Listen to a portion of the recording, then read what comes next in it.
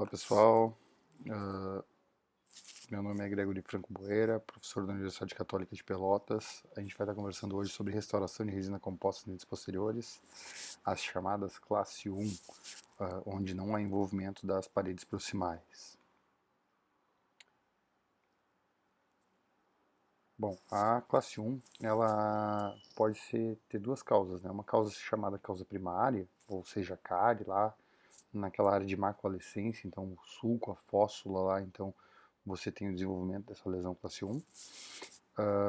Ou ainda você pode chegar na clínica já um paciente com uma falha do processo restaurador ou uma cárie adjacente a uma restauração que comprometa então a oclusal do dente. Nesse artigo, ele mostra a forma que a gente deve intervir nesses processos quando ele é de forma cariosa, tá? Então é uma decisão para a gente intervir ou não nesse tipo de lesão. E aí a gente tem que identificar se ela é ativa, se não for ativa, então a gente não faz a intervenção, então mantém o paciente higienizando. Se ela é ativa, eu tenho que perguntar se ela é cavitada ou não cavitada. Se ela não for cavitada e estiver ativa, eu posso reverter através de procedimentos remineralizadores, tá? E aí eu vou atuar então com, características não invasivas do tratamento. Se ela tiver cavitada, eu posso trabalhar ainda com características microinvasivas, como selamento, como fechamento dessas cavidades, e tentar adotar essas medidas não invasivas. E se na radiografia, radiograficamente, eu conseguir observar também que existe um envolvimento da porção dentinária, ou seja, está próximo da polpa, ou eu tenho um envolvimento maior, eu posso adotar daí sim estratégias de invasão, que seria o processo restaurador. Tá? E a gente também pode mixar essas intervenções também. O que devemos saber antes de restaurar com resina composta direta? Então, existem algumas características que são inerentes aos materiais e existem características inerentes à técnica restauradora. E eu preciso dominar as duas coisas para daí tirar o melhor proveito dessa situação. Então, características da resina composta, a gente tem que entender que a resina é um material adesivo. E Bonocor lá, o histórico lá da adesão, ele vem de quando ele observou como era feita a pintura nos cascos de navio. E essa pintura era feita para tinta colar no casco do navio, para tinta aderir no casco do navio, era aplicado um condicionamento ácido, era passado um ácido previamente à aplicação dessa tinta. Esse ácido ele tinha por, uh, por objetivo aumentar a superfície de contato do casco do navio que ia receber a tinta. Então, dessa forma, ele desenvolveu o Bonocor lá em 1955, desenvolveu o condicionamento ácido do esmalte. Então, ele propôs isso para a gente aumentar a superfície de contato do esmalte e a partir desse momento, então, teríamos a possibilidade de ter um material aderido à resina composta ou um sistema adesivo que poderia, então, ter um material sendo colado sobre o esmalte. Foi desenvolvido então por Fusayama em 1979, um pouquinho antes disso ali, o condicionamento total, ou seja, além de você condicionar o esmalte, você também teria que condicionar a dentina. Então os estudos foram mostrando que o condicionamento na dentina também ele tinha a sua efetividade e tinha o seu propósito. Então, em virtude disso, a gente conseguiu então,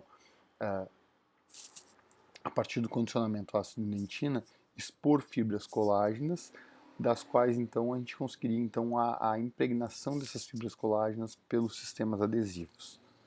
E com isso a criação da camada híbrida. Conversando sobre os sistemas adesivos, a gente pode entender que existem vários tipos, e vocês já tiveram aula disso na disciplina de materiais dentários. Então existem os sistemas adesivos 3 passos, onde eu preciso de um condicionamento do esmalte, um condicionamento da dentina e aí a aplicação de um primer e de um adesivo. Eles vêm em frascos separados. Eu ainda tenho sistemas adesivos que também necessitam de uma aplicação de um ácido, que seriam os sistemas adesivos do tipo convencional, de 2 passos, onde eu aplico o ácido e após a aplicação desse ácido eu tenho, dentro desses frascos, eu tenho o primer e o bond, os dois produtos no mesmo frasco. Isso já seria uma simplificação da técnica. Ainda a gente tem os sistemas adesivos autocondicionantes, ou de 2 passos, ou sistemas adesivos autocondicionantes de um passo, chamados também de sistemas adesivos universais. Os sistemas adesivos autocondicionantes de 2 passos, eles funcionam que em dentina eles não necessitam da aplicação do ácido fosfórico a 37%.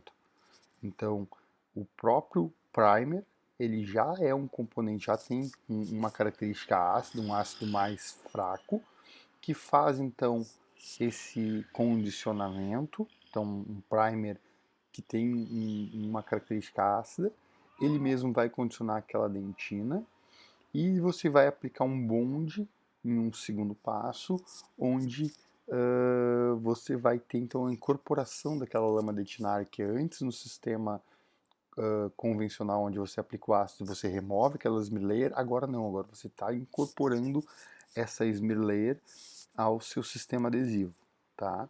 E essa característica de ser autocondicionante, então, em dentina ele funciona muito bem. Já em esmalte, como esse ácido do primer ele é um ácido muito brando, ele não consegue ter penetração no esmalte. Então, nesse tipo de adesivo, quando eu for utilizar ele em esmalte, igual eu preciso fazer o condicionamento com ácido fosfórico 37%, que chama condicionamento seletivo do esmalte. E a dentina eu acabo protegendo. Vocês vão entender melhor a atuação dele na sequência ali no nosso caso clínico da aula. E também existem os autocondicionantes de um passo, aí, então os chamados sistemas adesivos universais, onde já vem tudo junto, já vem o componente ácido, já vem o primer, já vem o bond, então está tudo junto dentro do mesmo frasco, tá? Então essas são as características dele. Então aqui, na Kobayashi em 1982 ele descobriu então a camada híbrida, e aqui o CH ali que a gente está vendo nas duas figuras seria a camada híbrida.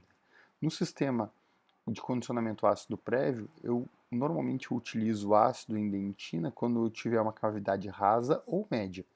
E aí, conforme maior a profundidade dessa dentina, maior é o diâmetro desses túbulos dentinários e maior a permeabilidade também desses túbulos dentinários. Então, quando eu utilizo um sistema adesivo do tipo 3 passos em uma cavidade profunda, eu tenho grande chance de ter uma sensibilidade pós-operatória.